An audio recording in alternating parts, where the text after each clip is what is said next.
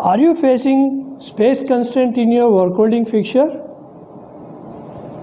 Hi, my name is Srinivas. I am from Kuvam Technologies. I am on a mission to help my customers to build world-class products at attractive prices by using technologies which makes the product highly reliable. If you are facing space constraint in your work holding fixture, I have a solution. Super thin checks. These are very compact. You can use them vertically, horizontally, and these are hollow checks. You can pass the component through and through. You can hold them in your BMC fixtures.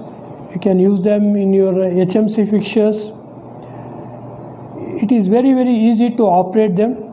Just you have to rotate the lever to increase the work holding component diameter or for decreasing the work holding component size.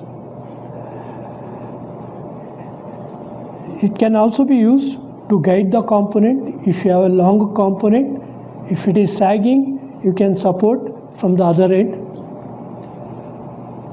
Hope these tips will help you to build compact work holding fixture.